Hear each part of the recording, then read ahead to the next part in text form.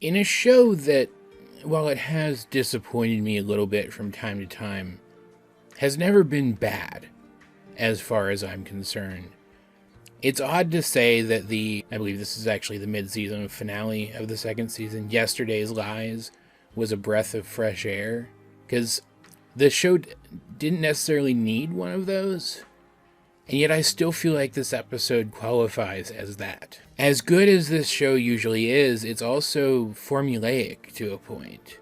It tends to have an A plot and a B plot every single episode, and its A and B plots each tend to focus on a single character more than anyone else. There have been exceptions, of course, anthology-style episodes like Knock Knock Knocking on Hootie's Door, for example, have an A plot of Hootie helping everyone else and several B plots that all coincide. But for the most part, the show has been an A and B plot show, usually with a moral attached to one or both of the plots. Sometimes the morals are overlapping as well. And the one time they tried to have their A and B plots coincide with each other within the same literal story of the episode, that being in last week's Eclipse Lake, I felt like it made the episode kind of clunky.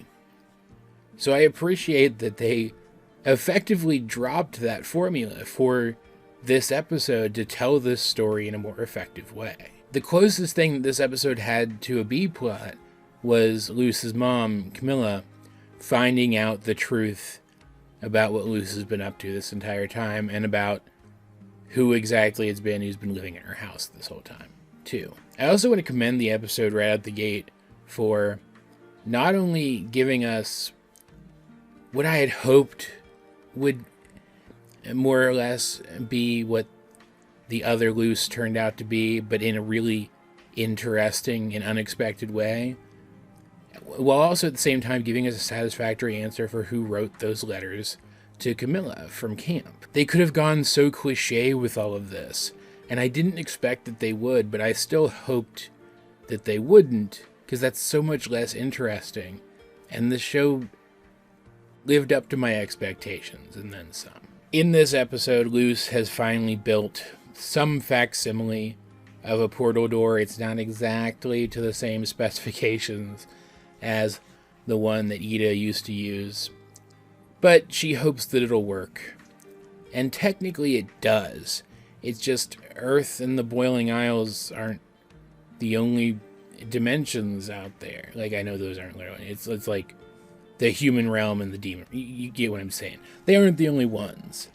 And Luce, using roughly 1/5 of her available Titan's blood to open the portal, goes through and finds herself in sort of an in-between reality where there's these floating cubes that she can seemingly command to allow her to observe people through reflective surfaces. And again, subverting expectations, unlike in a lot of situations like this where the character wouldn't be able to communicate through the reflective surface, she can. In fact, for those of you keeping track of potential anime references in this show, of which there are a ton, holy crap, it reminded me a lot of Mirror World from the Toto Land arc of One Piece, which I am currently having a lot of fun rewatching, by the way. It's such a batshit crazy arc, where instead of cubes connecting people to any reflective surface, it's mirrors that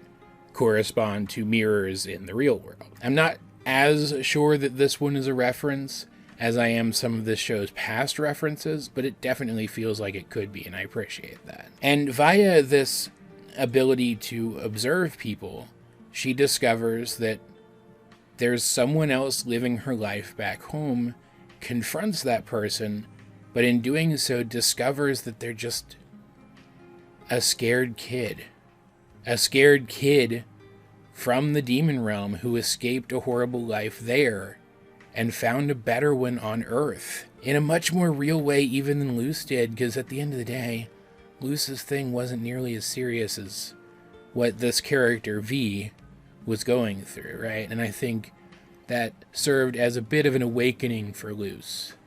Like, we see through the interactions between Vee and Camila, before Camila knows that Vee is Vee, obviously, that Camila never wanted the camp to completely shut down who Luce was, just to help her get her priorities more in order so that she could be creative in a more productive way. And while she does respect her daughter's seeming decision to give up on a lot of the childish things for her past, she's also kind of put off by it. This isn't what she wanted. You could kind of tell she's wondering if maybe she's to blame for this radical change in her daughter's behavior. But based on her behavior here, it's pretty obvious that if Luce had come back mostly the same person, but just a little more responsible, she would have respected that too. And Vee's backstory is not only heartbreaking, but really, really interesting. She's a basilisk, like the one that attacked Glandus first, but then Hexside in the actual episode the first day, except she's a younger one. And it turns out the reason why basilisks are not extinct anymore, like they're supposed to be, mentioned back in that episode, is because Belos cloned them, which substantiates a theory that has been bouncing around about a different character, but I'm still expecting I'll talk about that at some point in another video, so I'm not going to get into it here, because that means he can create life from basically nothing. And it's said in this episode that he was specifically trying to research how it is that basilisks can suck the magic out of other things, which means this probably has something to do with Belos's plan to harness the magic of other magical people in order to execute his Day of Unity plan. That he probably used information he gathered on these basilisks to perfect the ability of his coven sigils to absorb and rechannel the magic of others. It's also possible that he actually sent that basilisk to the schools for some reason, but it's also possible that that basilisk is one of the other basilisks that escaped from him, as Vee did, and that while it was doing horrible things and even seemed to enjoy them, it was still a victim, and that makes the episode even sadder in context. And it turns out Vee isn't entirely out of danger here, as there's a guy in town who, he's a conspiracy theorist. He's the harmful kind of conspiracy theorist, though. And because there is a distinction, I want to be clear. Like, what's that character's name? Little Nose or something? I don't remember. The character who's basically just a nose is also kind of a conspiracy theorist, but, you know, she seems fine. Like a perfectly fine person. This guy's the harmful kind of conspiracy theorist, though. This is the kind of person who does, like, actual violence because he's that convinced that the conspiracies that he theorizes about are true. And he's convinced that magical beings do exist. They do visit Earth. He uses Ida as an example. I'll talk about that in a second, too. There's a little bit of interesting crossover lore there that may have been confirmed by this episode. It was pretty funny. But he's also convinced that they're all just universally evil and out to get us. So he captures Vee and plans to dissect her. And Luce obviously can't do anything about it, being just a reflection, right? So she has to go to Camila and tell her everything and get her to come and see the truth for herself and realize who Vee is, that this is someone that she's forged a relationship with, someone to care about. A scared child. And to her credit, Camila sees that immediately and stands up for her and protects her and takes her in, knowing fully who and what she is. And I love Camila now. Like, I wasn't sure how to feel about her up to this point because we haven't gotten a lot of her, right? But I love her now, and it's so obvious at this point where Luce gets her kind and accepting nature from. And the episode ends off with Luce being pulled back to the demon realm by Ida and King, who were worried about her being stuck in the portal for so long. They thought she might have gotten trapped. She has a lifeline tied to her, obviously, too. I forgot to mention that. And she has just enough time to say goodbye to her mother, but Camila starts to break down and asks that once Luce finally comes back, she stays there in the human realm. And Luce, seeing how heartbroken her mom is, and I think probably feeling guilty at this point for running away from what was not a terrible life, right? She promises that she'll do as her mother asked, and I'm 100% sure she has no intention at all of keeping that promise. And it's sad. It means that these characters are going to come to conflict, even in some small way, in the future before this conflict is then resolved. Like, it's building towards Luce's greater arc, right? Like, her greater arc has been reuniting with her mother. She's technically done that, so they need to add a few roadblocks in there. And a couple of speed bumps, maybe, would be a better analogy, in order to keep the drama flowing through the arc, right? But it still kind of sucks. And, like, Luce is a very dishonest character a lot of the time. But, like, she's also very... Her whole arc this season is she's trying to figure out exactly who she is and what she wants to be and where she wants to be now, I think. So this is going to contribute to that too, right? This is going to contribute to her conflict over who she wants to be. It's going to make it more difficult for her to decide and make it more satisfying in the end when she finally does, if that makes sense. And just the interactions between Camila and Luce in this episode, I think, were the highlight of the whole thing. Like, it was really cool to see Luce immediately recognize that this person who was literally impersonating her and throwing out her action figures, which to me is unforgivable. She immediately recognizes this person as someone who needs help and helps them. That was great, but her interactions with Camila and Camila herself, I think, were really the highlight of the episode, though Vee was a fantastic character too.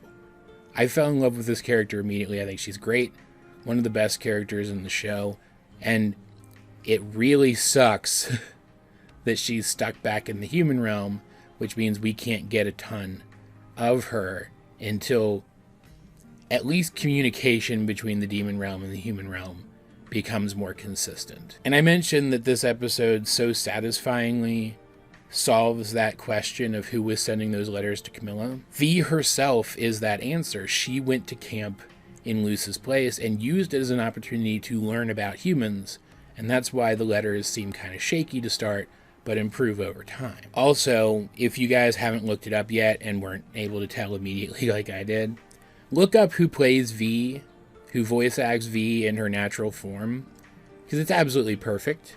It's an absolutely perfect choice to play a young shapeshifter who is struggling to find where she belongs. Go, I'll wait. All right, this is a pre-recorded video. I can't. Then I'll just keep going. And if you want to go do it now, you can pause the video, I guess. There's also lore stuff in here, obviously. The lore stuff about Belos is super interesting. But we also get some lore stuff. First about Ida. Turns out that fan theory that maybe she's the woman that Stan from Gravity Falls married for like 2 days just so she could scam him out of, I think it was a car or something. Maybe true. Go watch the episode again and try to find the detail that maybe proves this. You'll feel really good once you see it. But then we got some, I think, Philip lore too, because crazy conspiracy guy, like he has some, he had a bunch of history stuff compiled together, right? And through this episode, through this mechanic, we get what seems to be a different and even contradictory story for how Philip ended up in the Boiling Isles. And he wasn't the only one to go. He had a brother, too. A brother who is depicted with a cardinal perched on his shoulder. And I'm not going to get into that too much here either, because I'm 100% sure I'm going to talk about that. I already have a theory video that I'm planning out about this detail specifically and what it might mean. This episode is just fantastic. I liked it a lot. It's not my favorite of the season still, I don't think. But that's really hard to pick at this point because there's so many good episodes this season. This one wasn't quite as action-y as some past ones. And just because of the different setting and the different storytelling style, it feels a little off from past episodes of this show, so I'm having trouble comparing it directly to them, right? But it's definitely an excellent episode and a fantastic way for this show to go on hiatus for its mid-season break if I'm right about this being the mid-season finale. I think I am. Probably should have looked that up before I did the video. But that's fine. You guys don't expect any more from me, right? And, like, I already watched this episode once casually, so not really that time, but, like, once more carefully and then once again more carefully for the review.